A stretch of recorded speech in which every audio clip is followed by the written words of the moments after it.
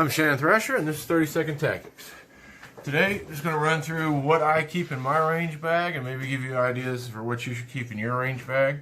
This is in no particular order. I just dumped the bag out on the floor and we'll go through it here. First and foremost, eye and ear protection. I consider that absolutely necessary. If you're shooting a gun at the range, target practice, etc., without earplugs, you're foolish. You're killing your hearing. It's not coming back. So, get that out of the way. This is my bag I use for just goofing off, shooting, practicing, and also when I'm instructing. So I have a couple of sets of earphones. These have the little walkie-talkie on them so I can talk to my other instructors on the line. Not necessarily something you're going to need. Shot timer. If you can afford one, they run a couple $100, sometimes a little cheaper. It's a great tool for you and for other people you might be shooting with or training with to monitor your progress, set some goals for yourself.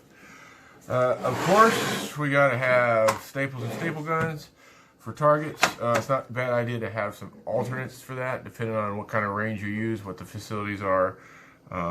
Some won't let you staple because it tears up their wooden targets or whatever, so those little metal clamps you can get at Staples store work good. Little wooden clothespins are a dime a dozen. It's never a bad idea. And I always like to keep some little extra targets, little pasty targets to go with your targets. That way, if you shoot up your target or you want to do a little, just change things up a little bit. It's just a little variety to what you might have.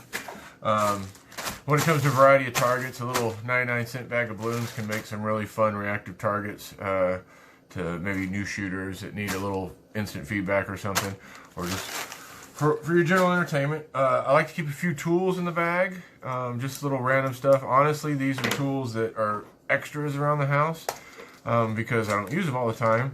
So I just stick them in the bag, and then if I ever, have a minor gunsmithing issue out on the range, then I can deal with it. If you have a catastrophic failure, then, your tools in your bag are going to be the least of your worries.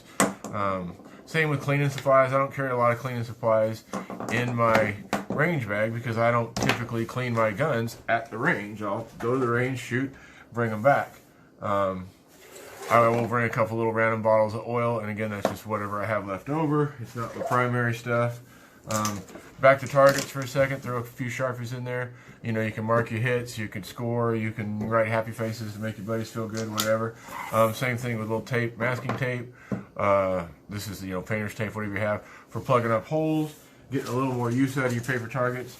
I just got a little flashlight in here. Again, you drop something, even if it's just, a bullet and it rolls on the table, you can't see. It never hurts to have a little flashlight. And again, that's an extra. That's nothing fancy that I need at my house or my job. It's just when you have something extra, it's kind of like that, throw it in your range bag. There's another little thing of oil. I also have these little chamber flags. Now, obviously, you probably don't need 20 of them. I keep them in there because, like I said, I train. I might be running a class with, rifle class with 20 guys, and we got the rifles in the classroom messing with them, and so you want to have flags in them. But, maybe one or two, again, depending on what facility you're training or shooting at, they might have a requirement of that, before you go forward to the firing line, lock your bolt back, put your flag in, whatever. And these are, you can get these just about anywhere online.